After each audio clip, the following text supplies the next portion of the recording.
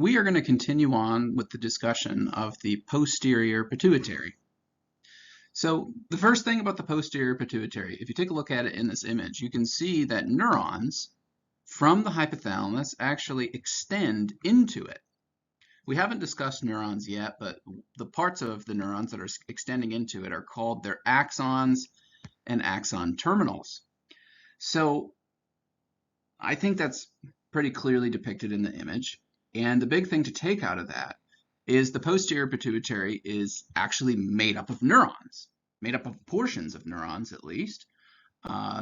Again, portions of neurons that are coming from the hypothalamus.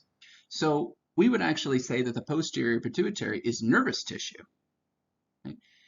It's completely different than the anterior pituitary. The anterior pituitary is made up of epithelial tissue that secretes things, particularly hormones.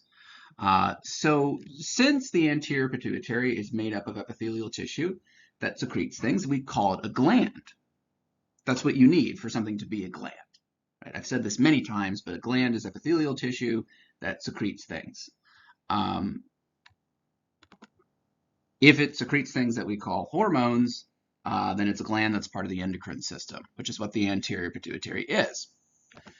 Now, the posterior pituitary, as you can see, is made up of nervous tissue, right? It's made up of neurons. So you really can't call the posterior pituitary a gland because it's not a gland.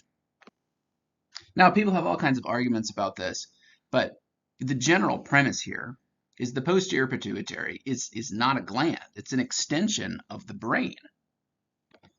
So for the rest of your life, you'll hear the pituitary gland. And what they're talking about is the entire pituitary, and they're calling the entire thing a gland.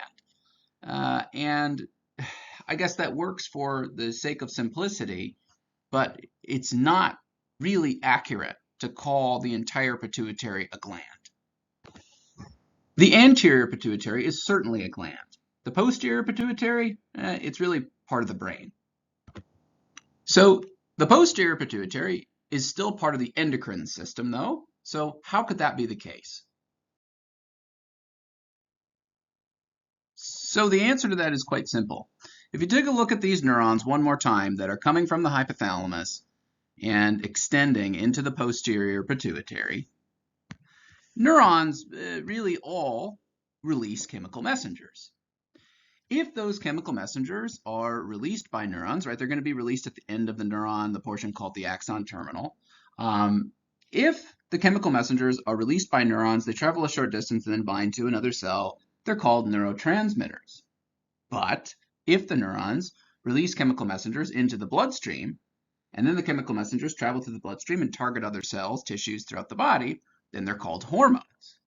So these neurons that start, or we could say originate, in the hypothalamus and extend into the posterior pituitary release hormones.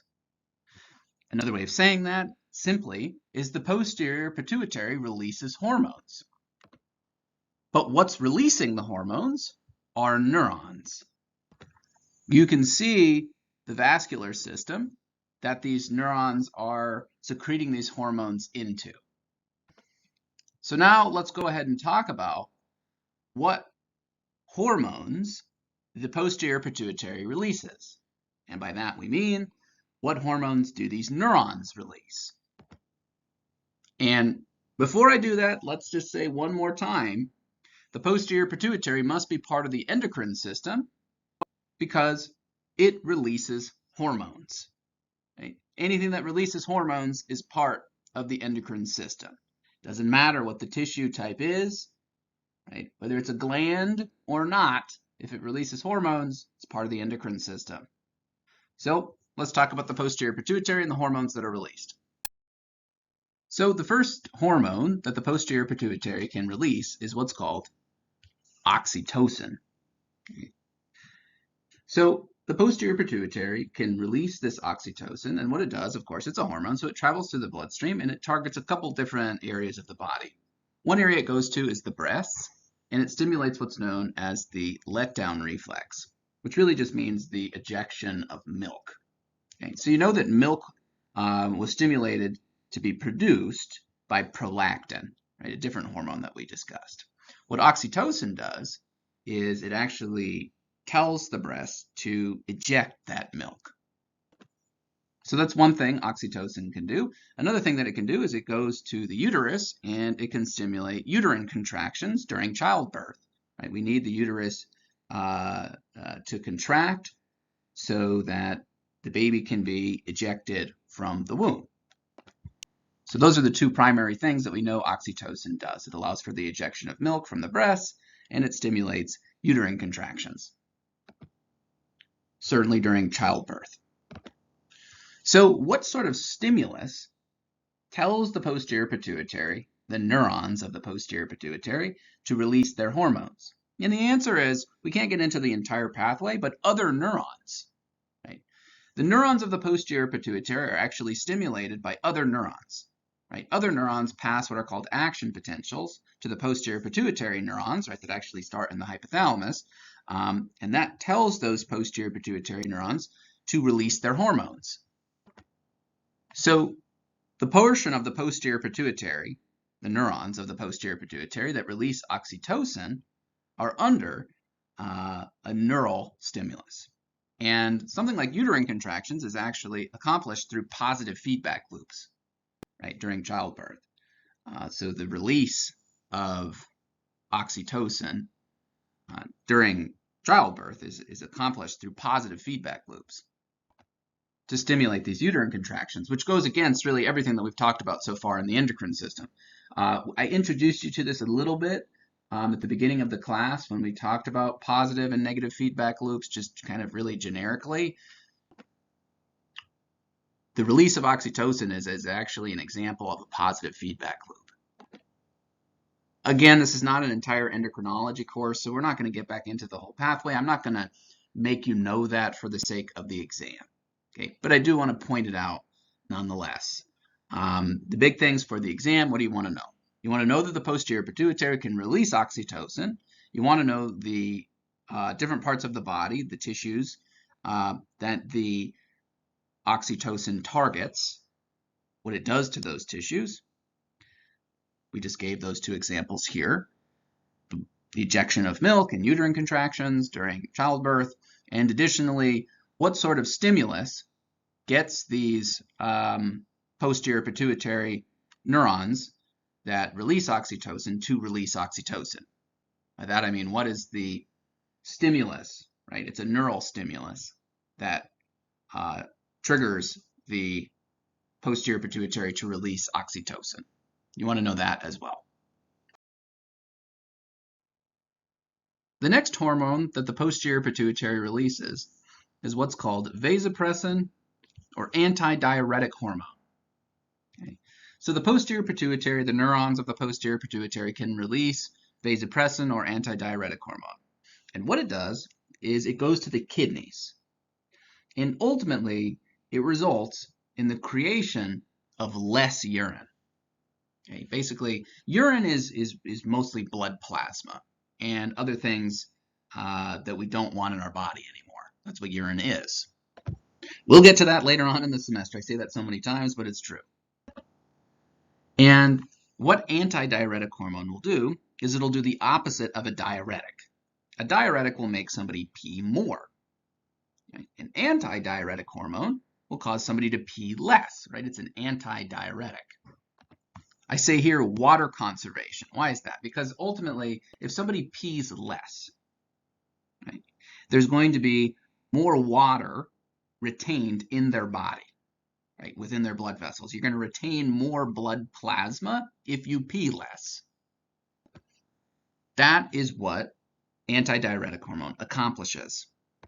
It's released by the posterior pituitary, goes to the kidneys, and basically tells the kidneys to ultimately create less urine so that the water can be retained in the blood plasma within our blood vessels. And it does that through a very sophisticated mechanism using actually mostly the retention of sodium and things that are well outside of the discussion right now, at least where we're at in this course. All I want you to know for now is that the posterior pituitary releases vasopressin or antidiuretic hormone. That goes to your kidneys and ultimately results in less urination and more retention of water, blood plasma within the vessels of your body. What stimulates these neurons of the posterior pituitary to secrete or release vasopressin or antidiuretic hormone? It's actually a type of humoral stimulus. Changes of certain molecules within the bloodstream is actually what results in the release of antidiuretic hormone or vasopressin from the posterior pituitary. Changes actually in the osmolality or osmolarity of the blood. So that's clearly a humoral stimulus. That's what causes the posterior pituitary to release this hormone, the neurons that release it at least. So let's now move on to the thyroid gland. If you take a look at the thyroid gland, it lies anteriorly right underneath the larynx, also known as your voice box. And the thyroid gland is clearly a gland, right? It's made up of epithelial tissue that secretes things, so it's a gland, and it secretes hormones, so it's part of the endocrine system. Now, what are the hormones that it secretes? It secretes what's known as T3 and T4. These are two major thyroid hormones that ultimately regulate so many things throughout the body. Right? It has a huge influence over metabolism, so metabolic rate, and ultimately growth as well within many, many different organs of your body. This is very difficult to get into, like so many things, but if you think of somebody that has hypothyroidism, those are people that don't secrete enough of these thyroid hormones, T3 and T4. Okay? And what tends to happen is, usually they tend to gain weight if they have hypothyroidism, and that's because their metabolic rate, kind of the rate at which they consume ATP throughout the cells of their body, it decreases. Right? And ultimately that translates into weight gain. Because as a whole, if your body isn't consuming as much ATP, then you don't need to make as much ATP, and you can store a lot more energy, usually in the form of fat. What I'm trying to drive home here is what these hormones actually do. T3 and T4, one of the things that they do is they increase the metabolic rate of cells throughout the body. Right? They cause the cells to actually increase their metabolic rate to consume more ATP, and thus the macronutrients that we eat have to be consumed to make more ATP to meet those ATP demands and not be stored as fat. So T3 and T4 are very, very important hormones released by the thyroid gland that influence the cells of our body. So what causes the thyroid gland to release these hormones, T3 and T4? Well, a hormonal stimulus. Right? If you remember, the anterior pituitary releases thyroid stimulating hormone, TSH, which travels to the thyroid gland and tells the thyroid gland to release these hormones, thyroid hormones, T3 and T4, which have a big influence over metabolic rate and growth of the different tissues throughout our body. Another hormone the thyroid gland can release is what's called calcitonin. Calcitonin is very different than T3 and T4. What calcitonin does is it will actually cause a decrease in the amount of calcium within the bloodstream. And for those of you that have taken anatomy, it mostly does this by binding to osteoclasts within the bones and inhibiting them. Basically, it will cause the bones to release less calcium into the blood and thus build up the bones more so, right? Retain more calcium and perhaps even activate osteoblasts to increase the formation of bone by using calcium. So that's another hormone. These are released by different epithelial cells within the thyroid gland. But that's another hormone that the thyroid gland can release, is calcitonin, which will decrease blood calcium levels. So what will cause the thyroid gland? What type of stimulus would cause the thyroid gland to secrete calcitonin? And that's a humoral stimulus. Increases of calcium within the bloodstream tends to cause the thyroid gland to release calcitonin. That's clearly a humoral stimulus because a rise in some nutrient or ion within the bloodstream like calcium actually causes the endocrine tissue, in this case the thyroid gland, to secrete its hormones. And that will then result in a fall in blood calcium, which then brings us to something you've seen before, which is the parathyroid glands. Or little parathyroid glands that are about the size of a grain of rice that sit on the back of the thyroid gland. Right? These are parathyroid glands, so they're glands. They're made up of epithelial tissue that secrete things. Since they secrete hormones, right? Of course, they're part of the endocrine system. Anything that secretes hormones is. What do they secrete? They secrete parathyroid hormone, which really kind of does the opposite of calcitonin. What parathyroid hormone will do is it'll travel to the bones and it tends to activate osteoclasts, and that'll cause calcium to move from the bones into the bloodstream. So what parathyroid hormone will do is it'll increase blood calcium levels. Right? The parathyroid gland will release parathyroid hormone, and that will cause blood calcium levels to rise because calcium from the bones will be released into the bloodstream. So you can probably imagine, we've talked about this already, but what causes the parathyroid glands to secrete their hormones? The answer is low blood calcium levels. If calcium levels are too low, that's going to cause the parathyroid glands to secrete their hormones and cause blood calcium levels to rise by taking calcium from the bones. What type of stimulus is this? Clearly a humoral stimulus. A change in blood calcium, some ion within the bloodstream, actually triggers, again, the endocrine tissue, in this case the parathyroid gland, the tissue within the parathyroid gland to secrete its hormones. Next, we've got the adrenal glands. The adrenal glands, there's two of them. One of them sits on top of your left kidney, the other one sits on top of your right kidney. Okay. If you take a look inside of the adrenal glands, what you'll find is an outer and an inner layer. The outer layer, which I'm highlighting in black, is called the adrenal cortex. The inner layer is called the adrenal medulla or medulla. So these are the two different parts of the adrenal gland. It's all glandular tissue, right? So it's really all epithelial tissue secreting hormones, so part of the endocrine system. But the cortex releases very different hormones than the medulla does. So that's what we need to differentiate between. So let's start off by talking about the cortex, or the outer layer. Okay? What the cortex secretes are what are called adrenocorticoids. Adrenocorticoids are steroid hormones. Okay? What is a steroid? Something that's formed from cholesterol. Anything that's formed from cholesterol is referred to as a steroid. It doesn't need to be anabolic. The two different adrenocorticoids are what are called mineralocorticoids and glucocorticoids. Okay? So what are the mineralocorticoids? The primary one is what's called aldosterone.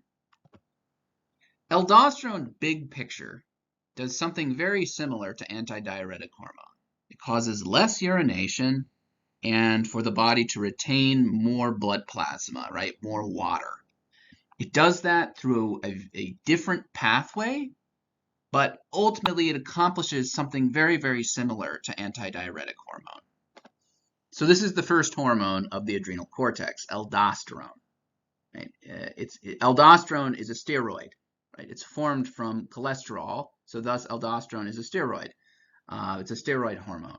What it does is, again, it travels to the kidneys, and it results in the retention of water in the body, in the blood vessels, the blood plasma, and less urination. Once we get to the kidneys, we'll get into much more detail about how aldosterone and antidiuretic hormone actually both cause more retention of water in the body. It's just impossible to discuss in any meaningful detail right now. So anyways, what's the other hormone that the adrenal cortex mostly releases? It's another steroid, so formed from cholesterol, and it falls into this category of glucocorticoid, and it is cholesterol. It is cortisol, right? Formed from cholesterol, so thus it's a steroid. Getting ahead of myself. So what does cortisol do? So many different things. Cortisol is a stress hormone. It's a potent anti-inflammatory hormone that exists in the body, but it does so many different things. Some of them are listed down there. What would I like you to know? Let's just be clear here. Okay. Of course, I want you to know what the adrenal cortex is. Right? It's the outer layer of the adrenal gland. What does it release? Main things that I'd like you to know is the fact that it releases these adrenal corticoids, which are all steroid hormones. Right? They're all formed from cholesterol. And the two main ones are aldosterone and cortisol. What does aldosterone do? Mostly, again, through a much more sophisticated pathway than this, but it causes the retention of water in the body. Right? It influences the kidneys and causes the retention of more water and less urination. The other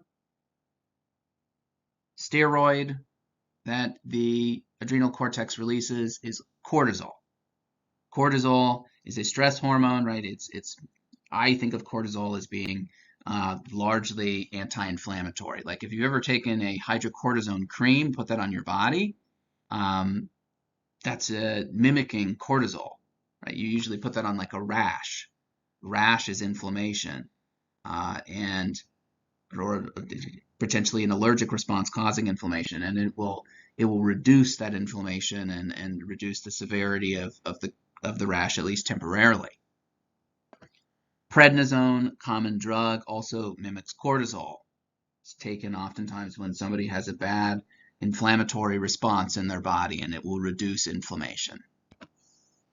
So if you take nothing else away from this, the adrenal cortex mostly releases aldosterone and cortisol. What causes the adrenal cortex? Like what stimulus causes the adrenal cortex to release aldosterone and cortisol? It's hormonal. If you remember, the anterior pituitary releases ACTH, adrenal corticotropic hormone. What ACTH does is it goes to the adrenal gland, specifically the cortex, and it signals the cortex to release these hormones. Now, there are other things that can cause the cortex to release these hormones as well, but ACTH is certainly one of them. Okay? We would say that the adrenal cortex is mostly under hormonal control. Now, the adrenal cortex can also release sex hormones. It actually has the capacity to produce testosterone and, of course, then estrogen as well. This becomes a phenomenally complex conversation, but ultimately, really all estrogen is created from testosterone via the aromatase enzyme. And that all leads to a broader category of discussion, which is about what are called androgens, which is what ultimately the adrenal cortex actually releases. To get into all of that, if that kind of stuff interests you, again, endocrinology would be a great course to take, because it should probably take a month to get through discussing even kind of the basics of those different pathways related to how androgens are used to ultimately create testosterone and thus estrogen, and the differences between males and females. But the big picture here is the adrenal cortex absolutely can produce testosterone and estrogen. A decent amount of testosterone actually in females is produced by the adrenal cortex. All I would ask for the sake of like an exam is to know that the adrenal cortex is capable of releasing these sex hormones. So now moving on to the core of the adrenal gland, which is the adrenal medulla. Okay. The core of the adrenal medulla is still a gland, right? It's made up of epithelial tissue, but secretes different hormones. It secretes what are called catecholamines. And the main one that it secretes is epinephrine. Okay. The adrenal gland also secretes norepinephrine, but it's a small quantity of it. Norepinephrine, as you're going to see in the nervous system, is mostly a neurotransmitter. It also secretes some dopamine, which is also mostly a neurotransmitter, as you'll see later on. The main thing that it secretes is epinephrine. That's the main hormone that the adrenal medulla secretes. And what does epinephrine do? It stimulates this kind of fight or flight response that we have, which we'll also talk about a lot later on in this semester. Okay, so the main thing that I'd like you to know is that the adrenal medulla secretes epinephrine, which drives the fight or flight response inside of our cells of our body. Like it, for example, increases blood pressure, increases heart rate, increases respiratory rate. It prepares somebody to engage in physical activity, to either run away or fight something. Right? All animals have this fight or flight system, which is driven by epinephrine.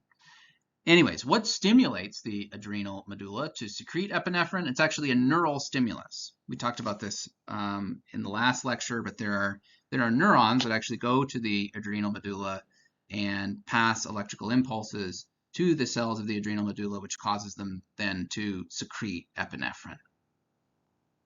So, adrenal medulla secretes epinephrine, causes fight or flight response under a neural stimulus. So the gonads, this is something we talked about in quite a bit of detail, so I'm not going to get back into it very much here, but the gonads in males are the testes, in females it's the ovaries. What do they mostly secrete? The testes mostly secrete testosterone, the ovaries mostly secrete estrogen. Now it is true that the testes also produce sperm, and the ovaries, there are eggs within the ovaries.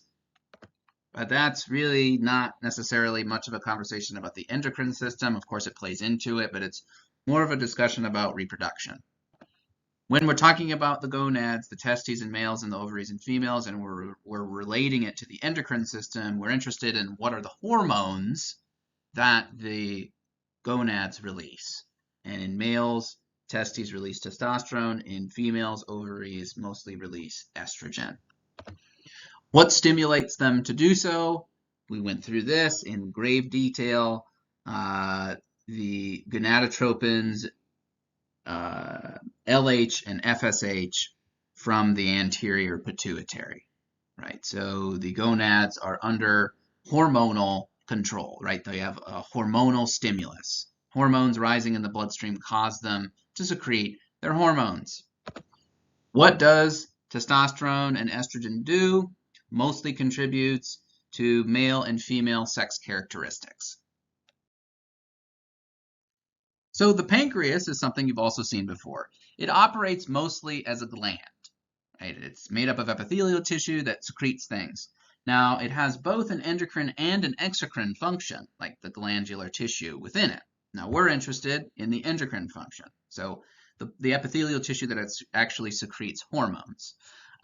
Within the pancreas, you know that there are these beta cells, the type of epithelial tissue, or epithelial cells. And they secrete insulin. The secretion of insulin does what? It allows for the cells of the body to uptake glucose. So a rise in blood glucose, blood sugar, is what actually causes the beta cells of the pancreas to secrete insulin. So we would say at least the endocrine portion of the pancreas is certainly under humoral control, right? It's a humoral stimulus. a rise in some nutrient within the bloodstream, glucose, actually causes this particular tissue of the pancreas to secrete its hormones. So the first hormone that the pancreas secretes is insulin. It secretes insulin under a humoral stimulus, a rise in blood sugar. And then what does insulin do? It travels through the body and tells mostly your muscle and fat cells to uptake the glucose from the bloodstream, which will then lower blood sugar. This is actually an image of insulin binding to a receptor on a cell and telling that cell to then uptake glucose from the bloodstream. And the reason I'm doing that is because maybe you've heard of type 2 diabetes before. Type 2 diabetes is ultimately related to the pancreas and insulin.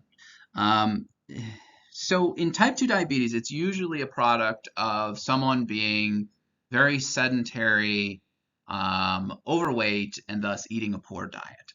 And those things collectively, we think, cause systemic inflammation, makes the body quite inflamed.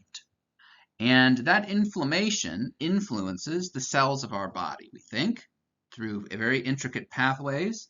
And that inflammation of the cells of our body, due to being sedentary, overweight, and eating a poor diet, results in insulin not being able to effectively bind to its receptors, or not being able to activate the pathways that it's supposed to when it binds to those receptors. So you have to think about what that would result in. Okay, somebody has type 2 diabetes. Right? They probably don't exercise and eat a very poor diet. And because of that, what happens is their body becomes inflamed, and the cells of their body become inflamed.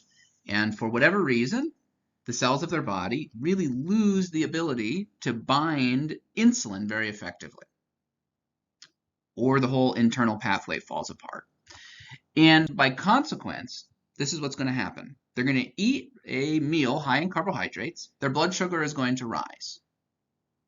Their pancreas is still going to secrete insulin. So the pancreas still secretes the insulin, but then the insulin travels around in the bloodstream, and it can't really bind to the cells of the body very effectively. And if it can't bind to the cells of the body very effectively, then what will these cells not be able to do?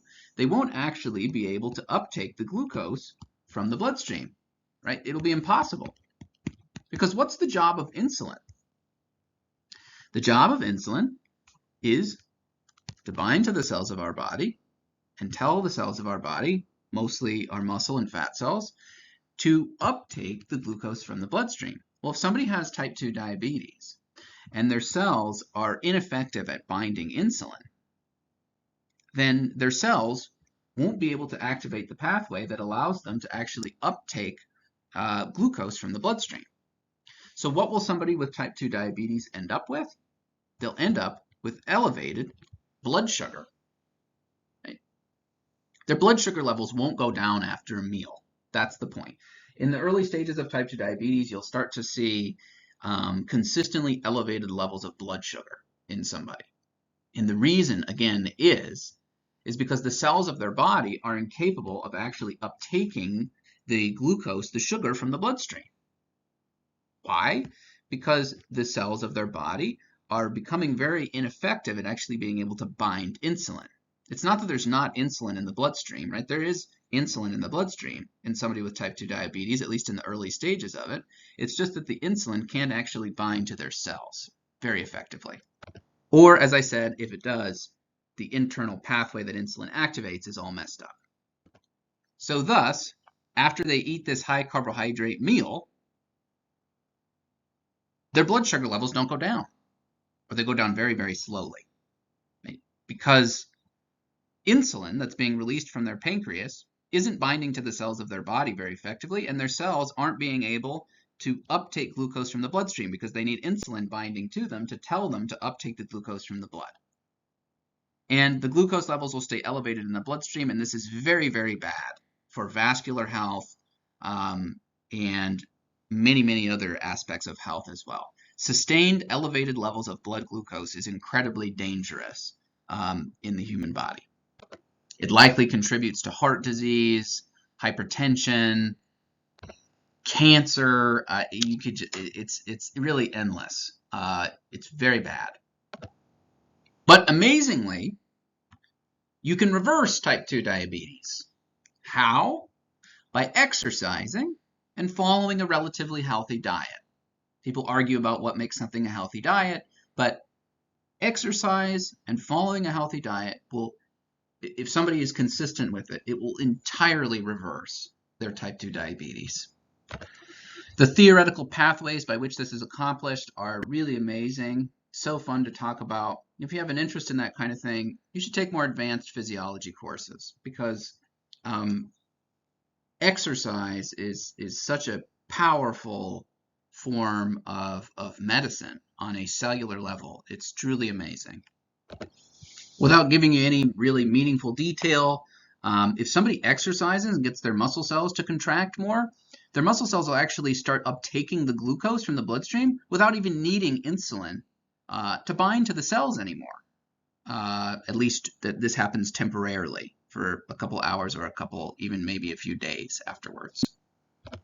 And we actually have a pretty good idea of what that pathway is. So really fascinating stuff. The pancreas does secrete one other hormone that we haven't talked about yet, and that is glucagon. Glucagon does the opposite of insulin. So over a period of time, think about this over the course of a night, okay? Over the course of sleeping. You maybe have gone 8, 9, 10 hours without eating any food. And what can happen is your blood sugar levels can get very low. Very low blood sugar levels are also, that's very dangerous. Your brain relies on glucose as really it's pretty much its sole nutrient for making ATP. The neurons of your brain do. So your body cannot allow for blood glucose levels to get too low.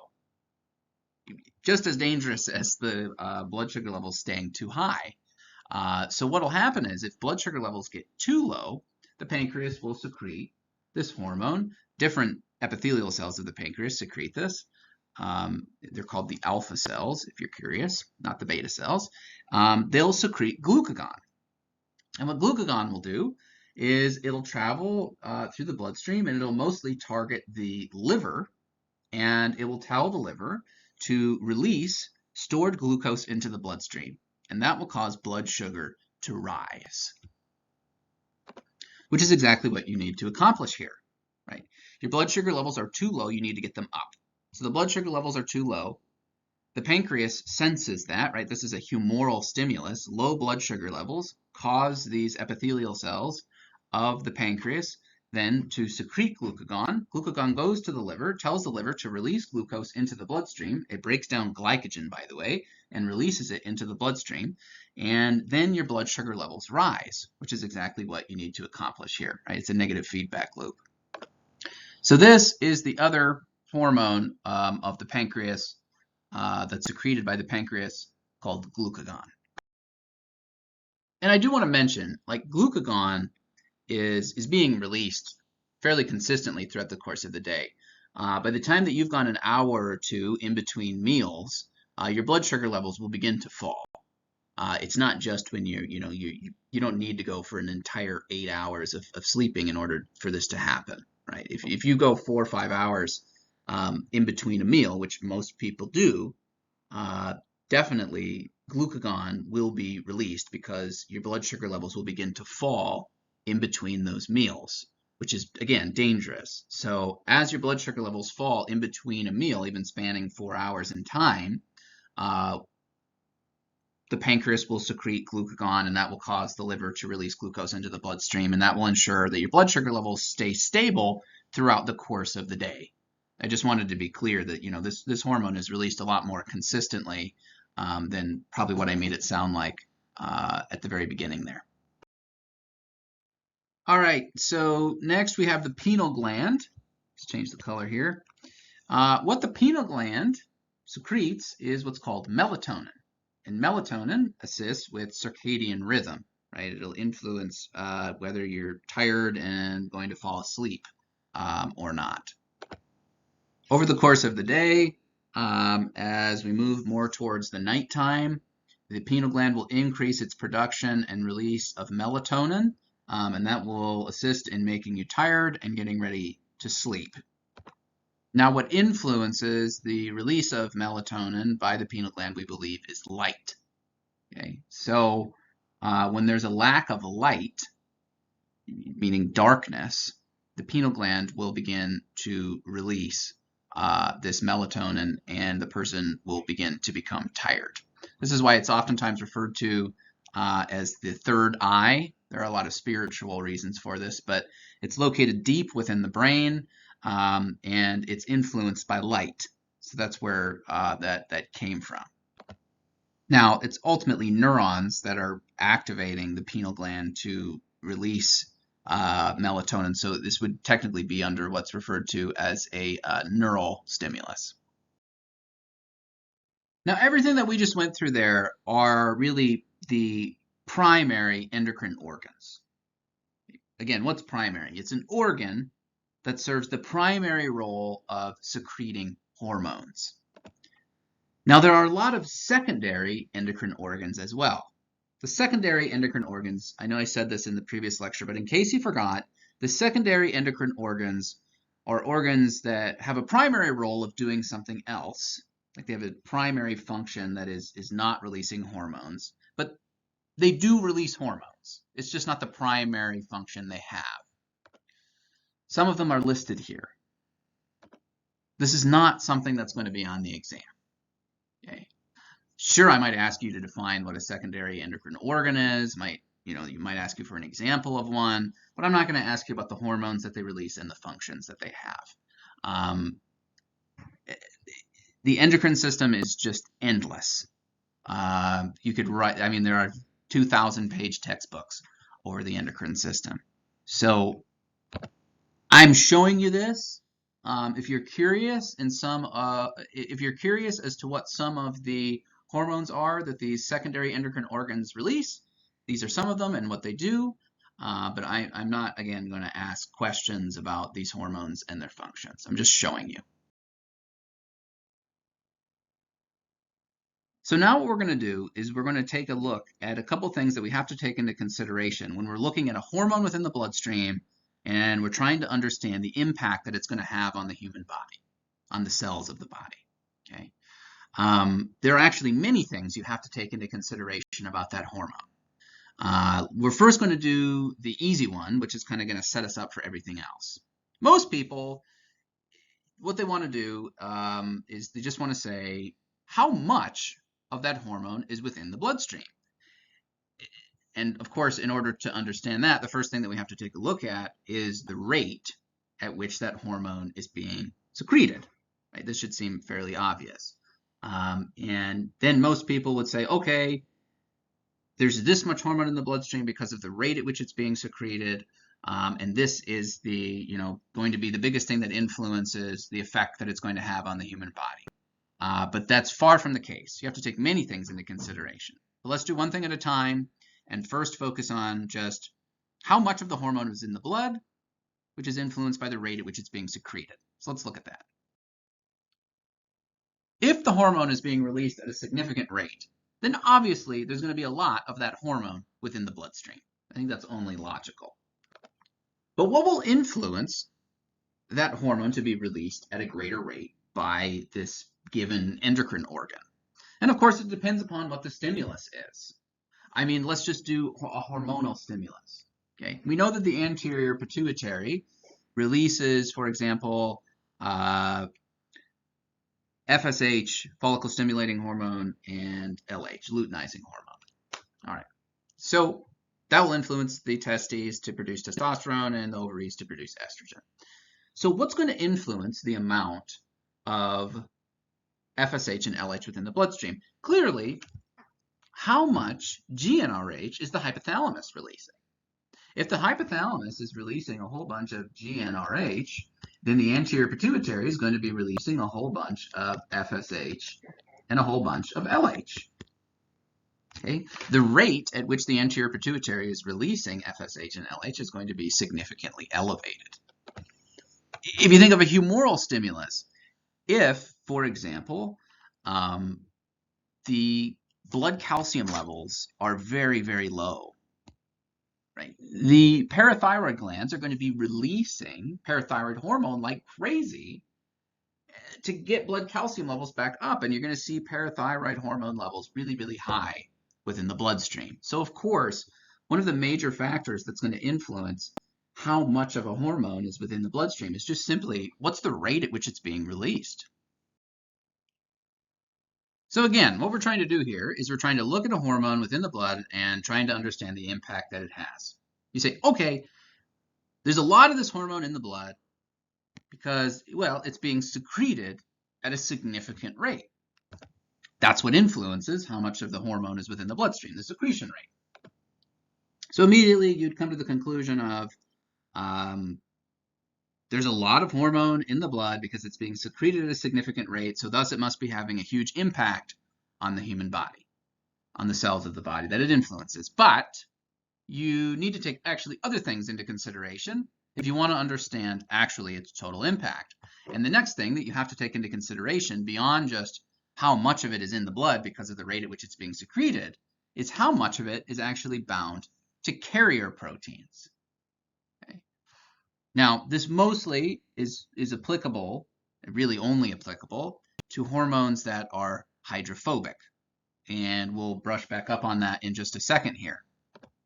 But a certain number of hydrophobic hormones actually are going to be bound to these carrier proteins because that's how they have to be transported because they're hydrophobic. And that's going to have a big influence over the overall impact that that particular hormone is going to have.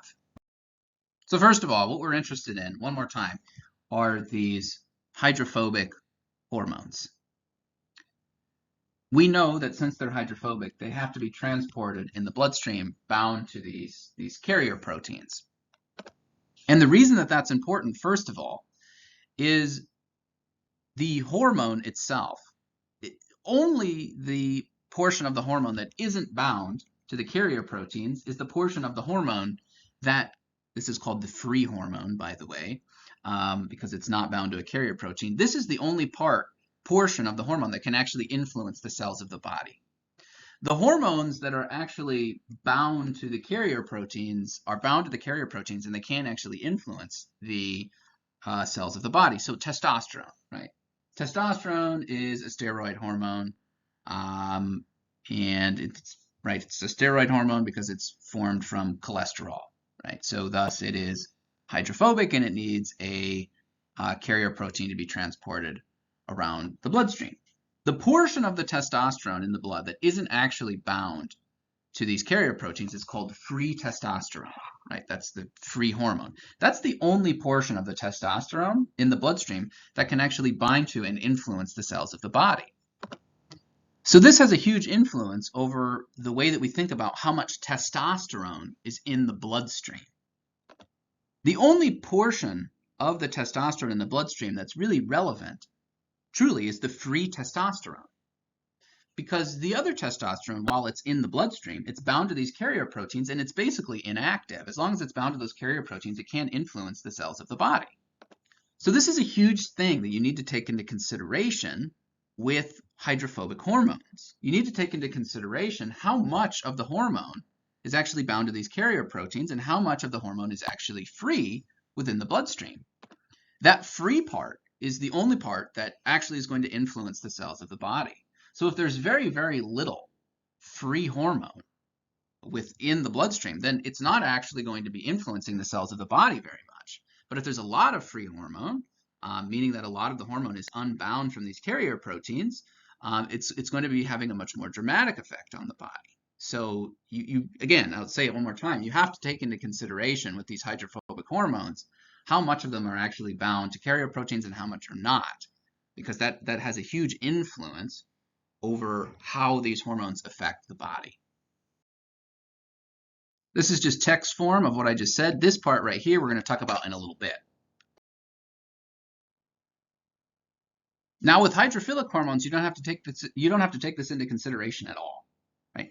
Hydrophilic hormones are hydrophilic, so they just bind and dissolve in the watery part of the blood plasma. And all of that hormone that's within the blood can influence the cells of the body, because there's no carrier protein binding this hormone and thus preventing it from influencing the cells of the body whatsoever. So you could make an easy comparison here. Let's say that we find, pick some hydrophilic hormone.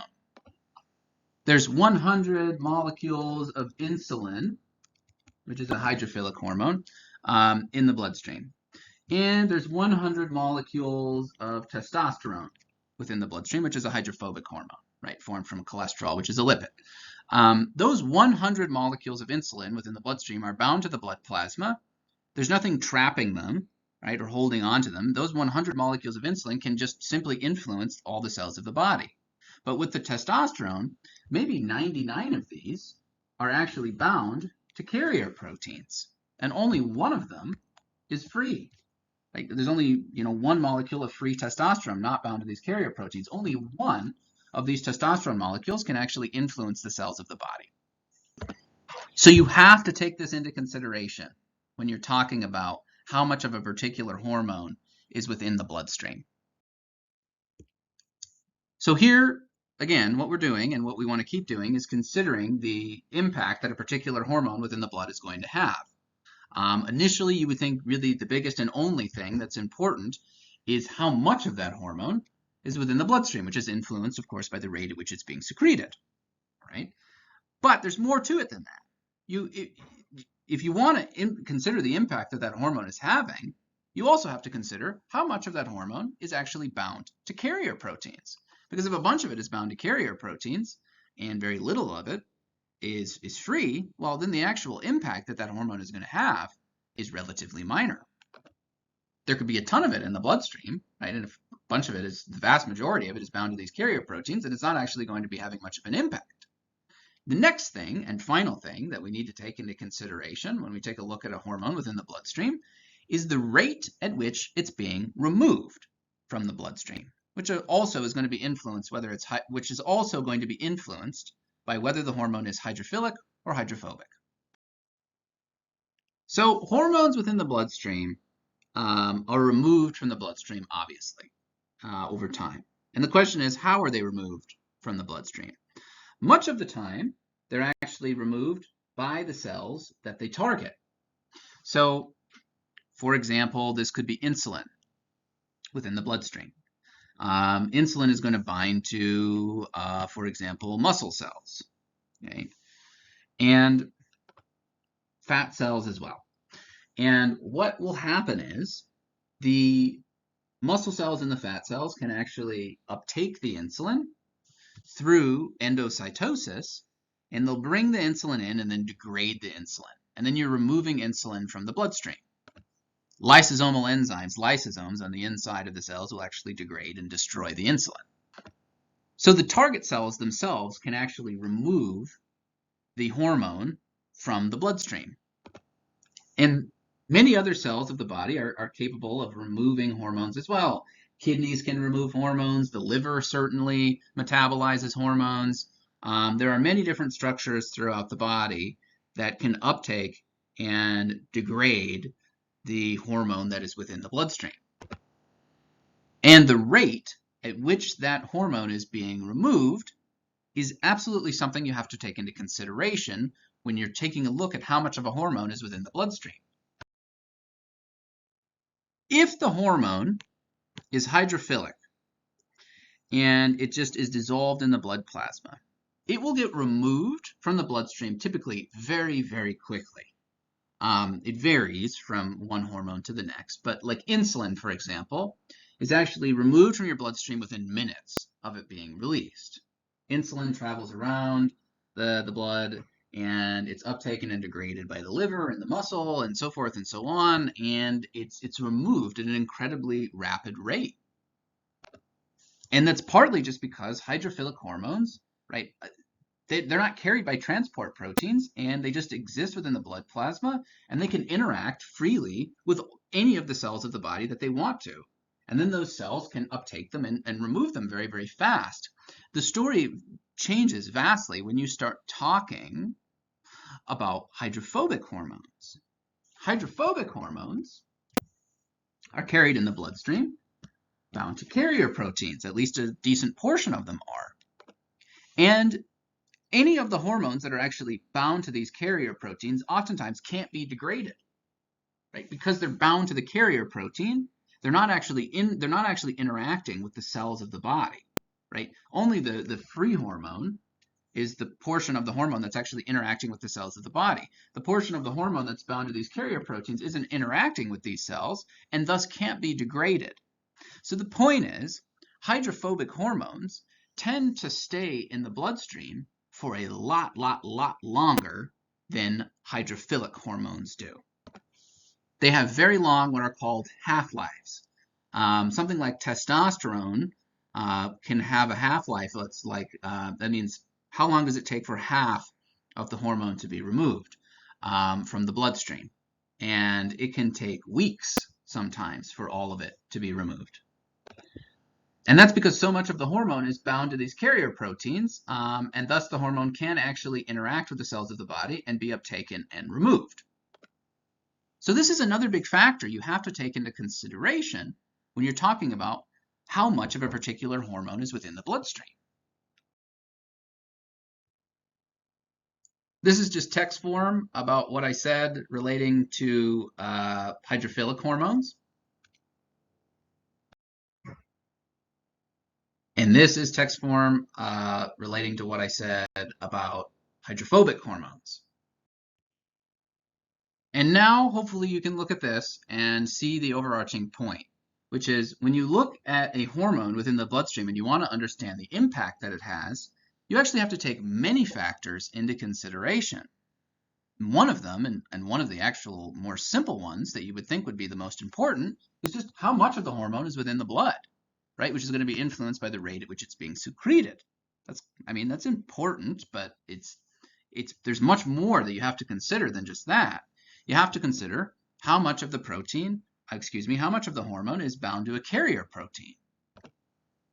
Like I've said a couple times now, if a ton of it is bound to these carrier proteins and very little of it is free, then it's actually not going to be having that big of an impact on the human body, on the cells that it targets. If it's hydrophilic, for example, none of it's bound to a carrier protein, then, of course, you have to take that into consideration because every single one of those molecules that's within the bloodstream is going to be able to interact with the target cells. If it's hydrophobic and 90% is bound to carrier proteins and 10% is free, you also have to take that into consideration. Those are both going to play big roles over the overall impact that a hormone has in the blood. And lastly, you also have to take into consideration what's the rate at which it's being removed. If it's hydrophilic and it can be removed at a really, really fast rate, like insulin, that's also something you have to take into consideration. It may have a very strong impact, but it's very, very short-lived, which is also, of course, influencing its overall long-term impact. If it's hydrophobic, let's say like testosterone, maybe only 2% of it is free and 98% of it is bound to carrier proteins, but it's going to stay in the bloodstream for, 7 straight or 14 straight days or something. So it might have a, lower overall impact, in the short term, but that lower overall impact over the short term is going to last for many, many, many, many, many days. It's going to have a sustained small impact. So these are all factors you have to consider about hormones that are within the blood. So now we're going to take a look at what's called hypersecretion. It's, first of all, you're always looking at the hormone that actually impacts the cells of the body directly. Like, you're not looking at tropic hormones when you're looking at hypersecretion. They may become involved in the conversation, but when we're talking about hypersecretion, we're actually taking a look at the hormone that has an direct impact over the cells of the body. In some instances, like in cancer and other diseases, we can end up with hormones being hypersecreted. And there's this first category, which is primary hypersecretion. And that is where the actual, let's say, organ that secretes the hormone is the one that's over-secreting it. Okay? So for example, here's the adrenal gland. Sometimes the adrenal gland, depending upon the disease, may over-secrete cortisol. That would be the cortex, of course, right? There may be some growth on the adrenal cortex that's causing over-secretion of cortisol. Okay? So what you would see is that there would be an excess amount of cortisol within the bloodstream. And we already know the cortisol is being over-secreted by the actual organ, in this case, adrenal gland, that secretes it. But the question is, clinically, how could we be sure of that? How can we be sure that the actual adrenal gland is over-secreting cortisol, and it's not because of, let's say, too much ACTH in the blood causing the adrenal gland to over-secrete cortisol? And the answer is, you could look in the bloodstream and you could look, how much cortisol is there in the blood, and how much ACTH is there in the blood? In primary hypersecretion, what you would see is that there would be tons of cortisol in the blood, and there would actually be very little ACTH in the blood. And the reason for that is quite obvious, right? Because cortisol, through a negative feedback loop, would be traveling backwards and inhibiting the release of ACTH from the anterior pituitary. So you have all this extra cortisol in the bloodstream, and it's significantly inhibiting the anterior pituitary from releasing ACTH, right? So if you saw tons of cortisol in the blood and very little ACTH, then you would know that the organ, in this case the gland, that is over-secreting, that's causing the over-secretion of cortisol is the adrenal gland itself. It's not the anterior pituitary that's the problem. And we'll take a look at that secondary hypersecretion in just a second here. And I think that once you see that, it'll make more sense and we can tie this together. So let's take a look at secondary hypersecretion. In secondary hypersecretion, yet again, it's hypersecretion. So you're going to see an increase in the amount of the hormone that actually targets the cells of the body directly in the bloodstream. So you see too much cortisol in the bloodstream. But in secondary hypersecretion, it's not actually the adrenal gland that's the problem. And first of all, the way that you would figure this out is because what you would see is you would see tons of cortisol in the bloodstream, but then you would also see tons of ACTH, which implies what? It implies that that cortisol that's in the bloodstream isn't, for whatever reason, actually inhibiting the anterior pituitary from releasing ACTH. Because that's what cortisol should be doing, right? Cortisol should rise in the bloodstream, and then through a negative feedback loop, it should inhibit the anterior pituitary from releasing ACTH. But it's not happening.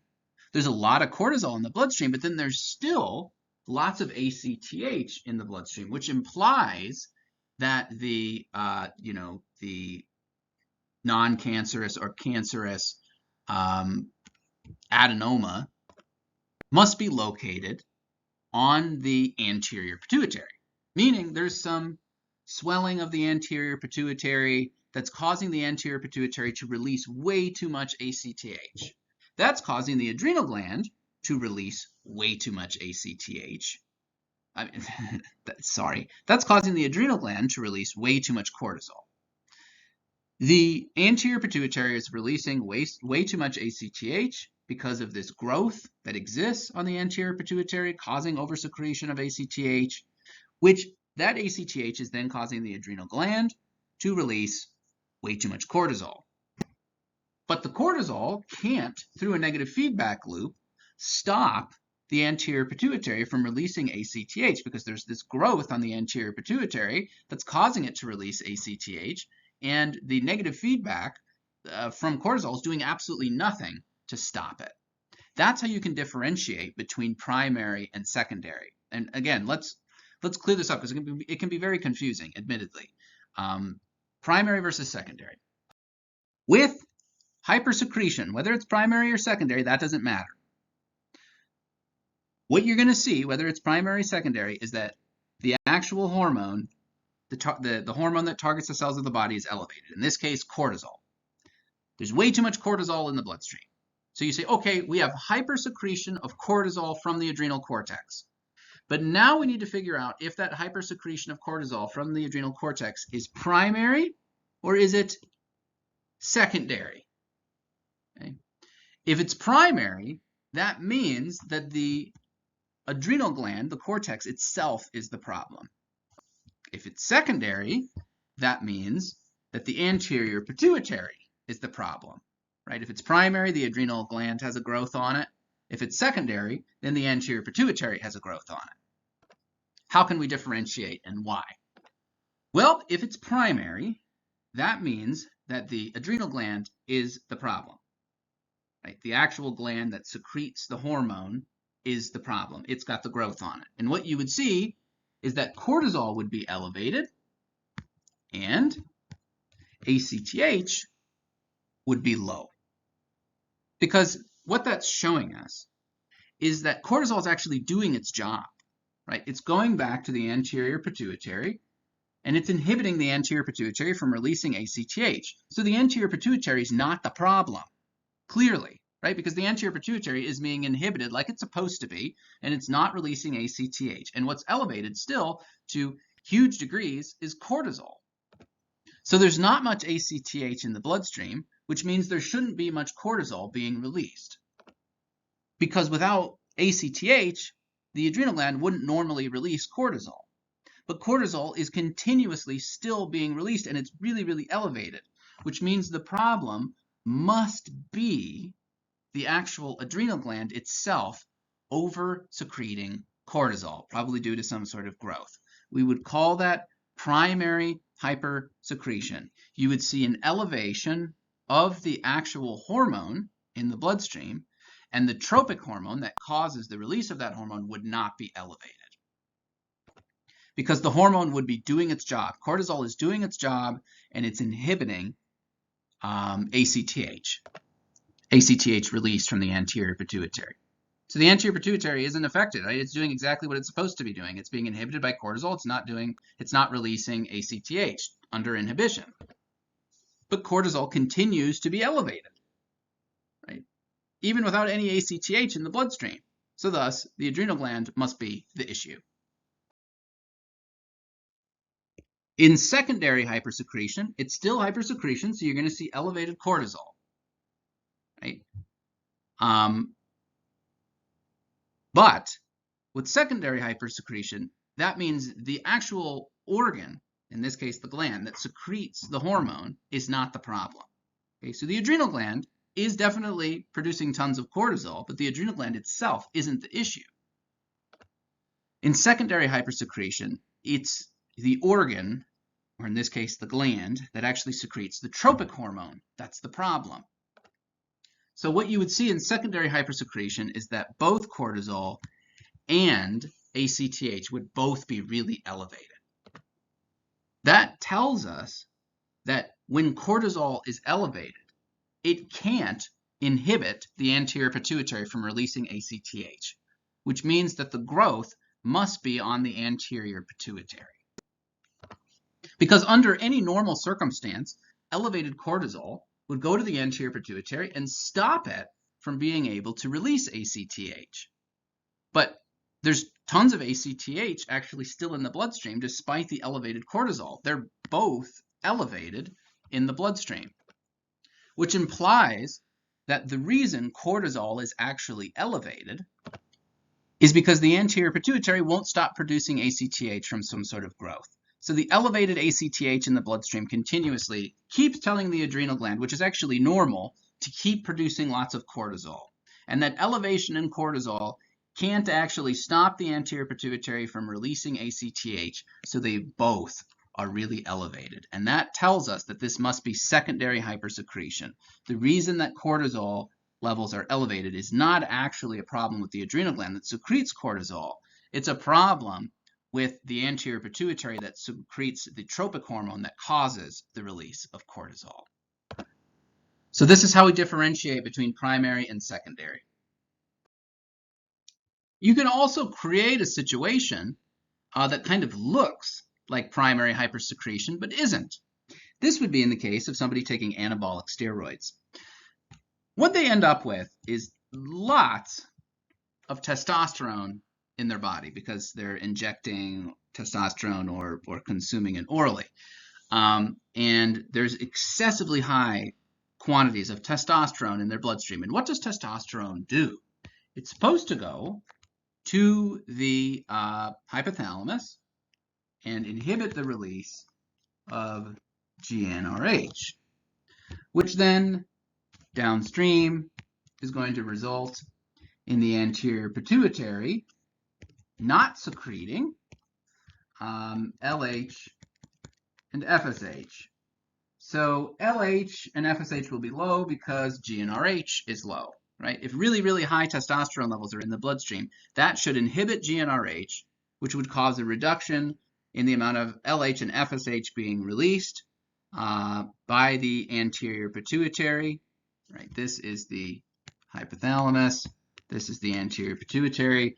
And if there's low FSH and LH in the bloodstream, then the testes shouldn't produce much, it's supposed to be in red, testosterone, right? They should get really low testosterone levels because there's no FSH and LH within the bloodstream to any meaningful degree, so the testes shouldn't keep producing testosterone. And the answer is they won't.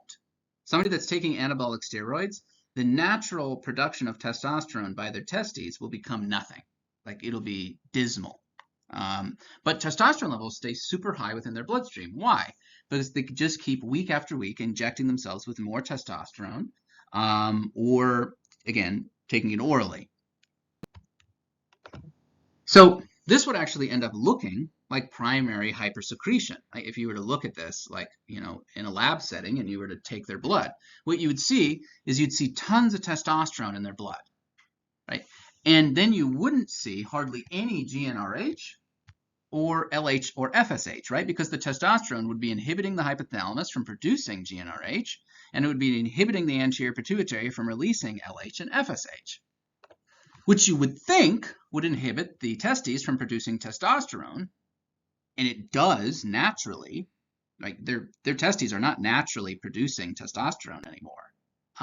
But because of this, all of this exogenous testosterone they're putting in their body, their testosterone levels are still really, really elevated to, 500 times what they're supposed to be.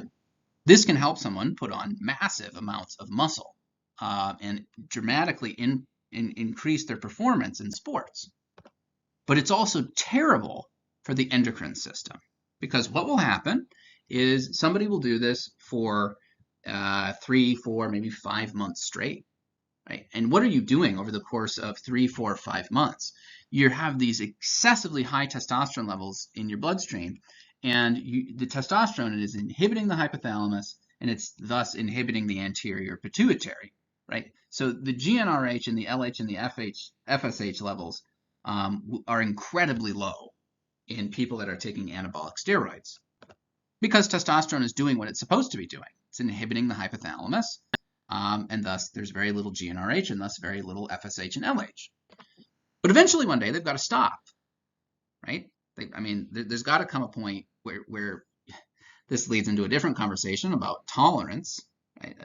Eventually there comes a point where the testosterone just won't be that effective anymore, or they just know that they've got to stop and they get off of it, right? And they stop taking it. And you would think this should just resolve itself, right? Because if they stop taking the exogenous testosterone, injecting it or whatever, their testosterone levels in their bloodstream would fall. And then the hypothalamus shouldn't be inhibited anymore. So the hypothalamus should start producing GnRH again.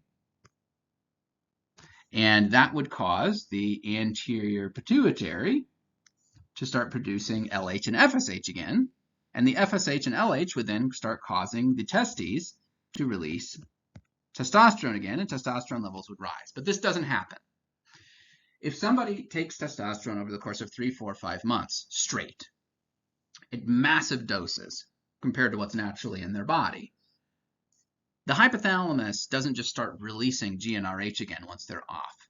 The hypothalamus has been so heavily inhibited over the course of months that when the person stops, their testosterone levels get very, very low, but the reduction in testosterone in their bloodstream doesn't cause the hypothalamus to just pick right back up again, right? Because it's been so heavily inhibited for months that testosterone levels get low in the bloodstream after the person quits, but the hypothalamus basically just stays inhibited. It has lost its ability to some degree to really produce GnRH. And if the hypothalamus doesn't produce GnRH, then the anterior pituitary isn't, for the same reason, going to start producing FSH and LH anymore.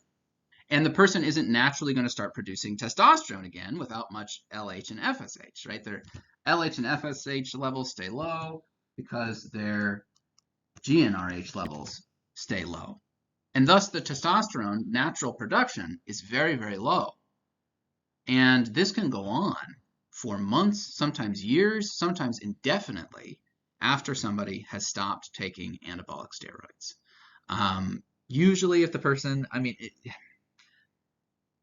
again, this is a conversation that could go on forever. So much of the time, maybe over the course of a long time, the systems will kick back in again. And the person will start producing decent amounts of natural testosterone again. But it can take a very long time, and sometimes it never fully recovers. So the use of anabolic steroids, especially mega doses of them for long periods of time, is very, very dangerous. And you can especially imagine it's even more dangerous in somebody that's not fully developed yet. Let's say that's 18, 19, 20 years old. The brain and body continues to develop until you're about 25. So this is not in any way advisable to anyone, regardless of the stage of life, but especially to younger people that want to have a normal, let's say, male-like endocrine system. I'm talking athletes, let's say, who are 19 years old and taking this for sports performance. It's very dangerous what it can do to them over the long course of time because the natural testosterone production may never fully return to what it was, which can cause really lifelong issues. Just a couple more points I want to make. Sometimes one hormone can bind to different tissues and cause different things. So antidiuretic hormone, for example, can actually not just cause more water to be retained and you to urinate less, it can also cause vasoconstriction within blood vessels. So my point is, one hormone, actually, oftentimes in endocrinology, you'll see this somewhat over the course of the semester, one hormone can cause different things to happen in different tissues of the body. And it all depends usually on the type of receptor that's located on the tissue and the pathway. But this is fairly common, where one hormone binding to different types of tissues can cause very, very different effects. Antidiuretic hormone causing the retention of water in the body at the level of the kidneys, but also causing vasoconstriction at the level of the blood vessels. And then additionally, many different hormones can often influence the same pathway. So I told you that glucagon causes blood sugar levels to rise. But there's actually a lot of hormones that can cause blood sugar levels to rise. Epinephrine can cause blood sugar levels to rise. Cortisol can cause blood sugar levels to rise. Growth hormone can. There's a lot of hormones that can cause blood sugar levels to rise. Now, in between meals, the one that's going to have the greatest influence is definitely glucagon from the pancreas. But there are a lot of hormones that influence blood sugar levels. And there are also hormones that can cause blood sugar levels to fall that aren't just insulin. So if you think of like one particular mechanism, like vasoconstriction, for example, there's many different hormones that can actually cause vasoconstriction. So, when you get into the weeds of endocrinology, again, it all gets very, very complex. And I just wanted to point some of that out to you. And I'm going to finish here with some terms. First of all, antagonism. That is when two hormones do the opposite thing. Okay? So calcitonin will decrease blood calcium levels. Parathyroid hormone will increase blood calcium levels. This is antagonism, where you have two hormones within the bloodstream that are actually doing opposite things. And you see this sometimes. Okay? Additive. This is a term that's used in endocrinology as well. Additive is when you have two hormones that can accomplish a similar function. So we didn't get into all of the things that cortisol and growth hormone can do, but they can do some things that are fairly similar to each other. And those things, if they equal each other in strength, then combining the two of them together will have an additive effect. I'm just making something up, but cortisol and growth hormone both have the ability to influence blood sugar, actually. And they may influence blood sugar to the exact same degree. And if you put both of them in the bloodstream at the same levels, then it's going to have an additive effect. The two of them both are going to be influencing blood sugar levels in the exact same way, to the exact same degree. So if a certain amount of growth hormone, let's say, causes blood sugar levels to rise by 5, and you take that exact same amount of cortisol and you put it in the bloodstream with that exact same amount of growth hormone, then together they would cause blood sugar levels to rise by 10. The two of them together have a perfectly additive effect. Now, synergistic is a little bit different than additive. In that case, the two hormones together have a much greater effect than either hormone by itself. So both FSH, follicle stimulating hormone, and testosterone are important for the production of sperm. Now, either one of them by themselves cannot influence sperm production nearly as much compared to when you combine them together. So I'm just, again, totally making up numbers, but say there's a certain amount of testosterone in the bloodstream and it increases sperm production by 5. There's a certain amount of FSH in the bloodstream and it increases sperm production by 5. You would think combining them together would increase sperm production by 10, but actually combining them together would increase sperm production by 50. They have a synergistic effect. The two of them together are much stronger than either one of them by themselves. You see this a lot in endocrinology, where actually two hormones working together produce a really significant effect that neither one of them would be able to do on their own. And then lastly, permissiveness. That's where you actually need the presence of one hormone in order for the other one to work. You actually need thyroid hormone in order for epinephrine to do its job. Thyroid hormone is necessary for the production of epinephrine or adrenergic receptors in certain cells in the body. So without thyroid hormone, epinephrine really can't function, can't bind to cells meaningfully. So that's permissiveness, where you actually need one hormone in order for another hormone to be able to work.